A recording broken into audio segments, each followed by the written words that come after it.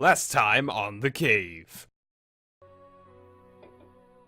I was reading up about how basically Disney World is like the Gestapo. Like they are, like you're inside that park and they're all about you having a good time, but one person puts one foot out of line and you're gonna find yourself missing thumbs. Dude, they have their own police. They're actual Disney police. They have a fucking badge that looks like Mickey Mouse. I'm super grateful. I love. There's a part of me that 100% thrives on having a system with order and discipline and all that kind of stuff. So like, I'm never nervous about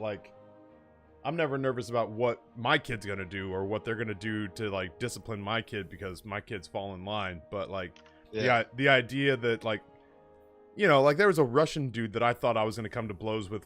Did you take a look at Donald's penis? No, man, I was relatively good. The push comes to shove story is that Grayson, we all had our wristbands, which have like an RFID chip in them, that is specifically coded for us. So basically they can track us through the park, and you know it was our key for our room, and it was our dining plan was on there and everything, so that we could basically run essentially walletless the entire time we were there. Plus, it could help them like track us. Yeah, I was gonna say it's for when you step out of line, they can bury you 6 feet under, and not have to worry about it. Right. There's no confusion about like, oh, is this the Jim Stevens that we're supposed to be mulching and throwing into the Animal Kingdom pits? Yeah, this is him. It's like super convenient, but also super. So I mean, yeah, you have to accept that once you're stepping into what would have happened if Germany had won, but it's with a mouse. And so, like, you're going to get a beautifully enchanted time out of it if you just accept the fact that on the other side is the Disney Reich, and just know that you are in their fascist regime, and just be okay with that because it is a seamless experience. You know what I mean? And so, Grayson had this RFID chip, and we knew about this. Shit, this may have to wait until this is gonna be a segmented story time, because there's no way I'm gonna talk about my son and scream motherfucking cocksucker as many times as I'm gonna do that in this game. I love Grayson and was literally willing to go to war for him during Disney, and I want to tell that story, but it may have to wait until in between matches, because there's no way I'm gonna stay focused on this. Well, I guess this gives me time to tell the Grayson story. So Grayson has this RFID chip, and we go into this like unassuming building at the front of the Magic Kingdom, and Amber knew to check in and say that Grayson wanted to be a wizard. They had a Pokemon style trading card game, and so they tied it to his wristband to be the keymaster, and hidden throughout the park was these like cartoon style locks, and if you put his RFID chip up against the lock, it made stuff in the environment, panels in the environment that were disguised and camouflaged to blend in as like stained glass windows and wanted posters and stuff like that. They disappeared because they were LCD screens. They were like 4K high def monitors that were disguised to look like stained glass windows and works of art and stuff like that. And they would disappear, and they would turn into monitors that had Merlin show up, and these like scenes would play out with like Hades and Maleficent and oh, what's his name from The Princess and the Frog? Dr. Facilier. Yeah, the voodoo doctor, the big bad voodoo daddy. Yeah. But yeah, like he would do Pokemon card battles. They had cameras set up to read his card.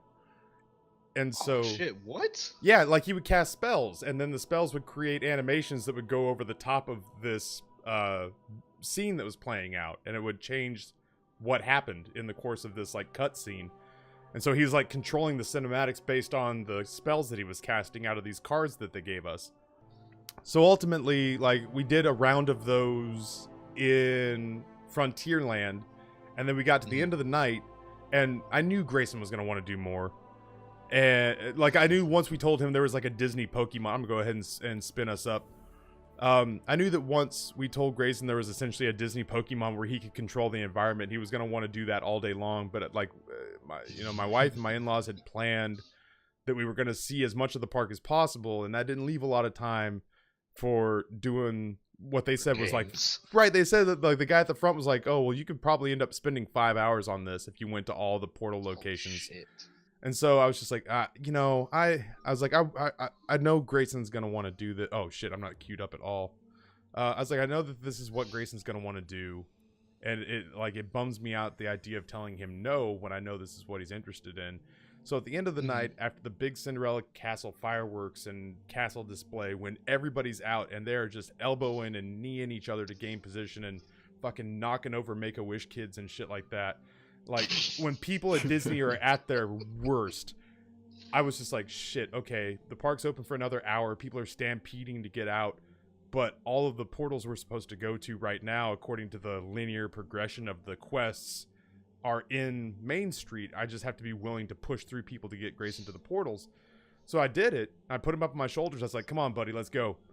And I'm sitting there like knocking people out of the way and pushing them through, and we see some really cool stuff. Like at one point, Grayson went up to this lady in the Art of Disney exhibit, and like she was looking at art on the walls, and she had no idea this thing was there. And Grayson goes, excuse me, ma'am, I need to do some magic.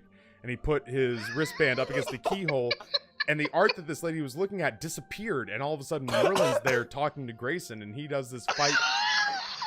Like, he does this fight, and he gets an audience, and he saves a bunch of Dalmatian puppies from the 101 Dalmatians from Cruella de Vil. And then yes. It was really cool. And even the lady that, like, we excuse us, ma'am, she turned at the end of it, was like, well, that was awesome. And we're like, yeah, right? And so I see Gray in a tuxedo and like, sorry, ma'am, I need to do it. He was very polite about it. It was very Hogwartsy of him. Like, he was very, like, serious and yet very casual about it. And so the thing that got dicey was there was a train station we had to walk to. We had this train station we had to walk to, and these big monitors, these horizontal monitors, were showing, like, train times. And so he went up to the one in the middle, and there's, like, I'm going to say Russian because they look like every guy John Wick's ever killed.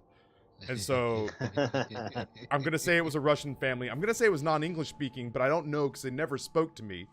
And I walked up and I said, excuse me, my son has an interactive thing that he needs to do here. Would you be so kind as to slide off to the side for 1 second and let him play here? And the dude would not look at me. Like, he wouldn't physically acknowledge me despite me being a foot away.